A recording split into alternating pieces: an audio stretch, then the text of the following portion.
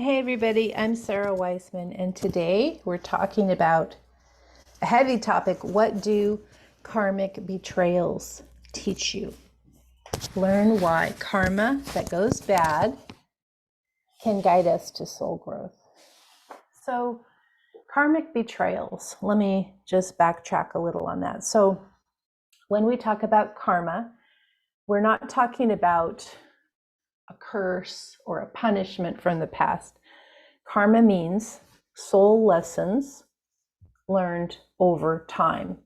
So we can talk about karma in the sense of karma is kind of both a noun. I don't want to get into grammar, but it's a thing where it's soul lessons over time. That's the concept. And karma is something that also can be used as a verb. We have karma. We are acting. Karma comes between us. So we might use the term, we have a karmic crossing when we come across a person that we have some karma with. So we have a karmic crossing with them. Our paths cross, and it's a karmic path. So we have a karmic crossing. So sometimes we have karma with people. Maybe it's from past lives. Maybe it's we haven't come across them in past lives before. But whatever it is, the soul lesson that we're here to work on with them is a big one. It's a doozy. And so often we find this kind of karmic betrayal usually happens in relationships where there's a lot at stake. Karmic betrayal might be a relationship that, is pretty long lasting, like a romantic relationship, a marriage. And then one person betrays the other, or one person leaves the other. It doesn't really matter how it happens, but the bond that was agreed upon is broken, and there's all this fallout. Another good example might be if two people have a business together or an organization together, and they have this sort of commitment, and both partners agree. And then there's this break for whatever reason. It's not that important what the reason is. It's not like who's at fault. It's really just this is the situation. We have a karmic betrayal or a karmic break. It can even be at some level if there's a relationship, long-term relationship, and one person dies, maybe perhaps not through any fault of their own. It's just an accident or an illness. And what was this agreed upon, we're going to be together, and then that doesn't happen. And so this idea of the karmic break or the karmic betrayal. When these big things happen, when you're with somebody and then you're not, whether it's divorce, business breakup, death, someone moves away, whatever way that there is this split, what I like to do is not point fingers at who did what.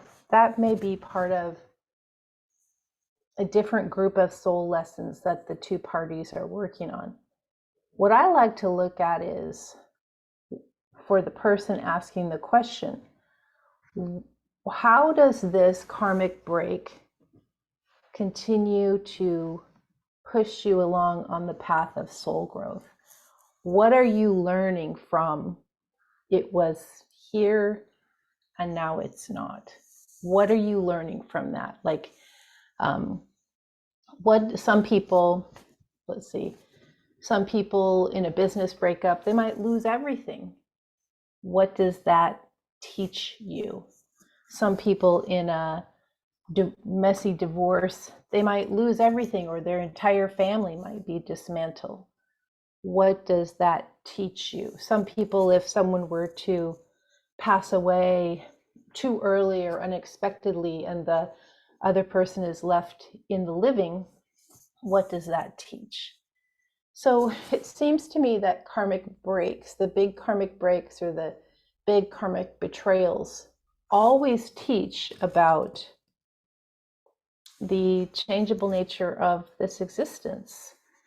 We talked a couple videos ago about nothing is stable and nothing is secure. We can make all the commitments we want. We can put it in legal writing. We can promise each other. And then there's life and the experiences of life, and it may be different. Things may unfold differently than you wanted, than you expected, than you anticipated, even when you're trying to grasp and cling to keep this thing together, whatever it is. Everything is changing all the time, and we can't stop this. We can't even stop a second of time from passing. We do not have the ability to even do that. So when we see a lot of lessons of karmic betrayal or karmic break of big relationships or important relationships, it's really about learning this lesson of non-attachment or detachment from possession or detachment from the idea that anything can be stable or secure. And I know a lot of you might think that's really harsh. Like, what do you mean nothing is stable? They may be stable for a while, but life is always changing. If you look at a plant growing, you can't, if you allow it to live, you can't ever stop it from the incremental change of each molecule over time. You can't stop our humans' bodies from aging.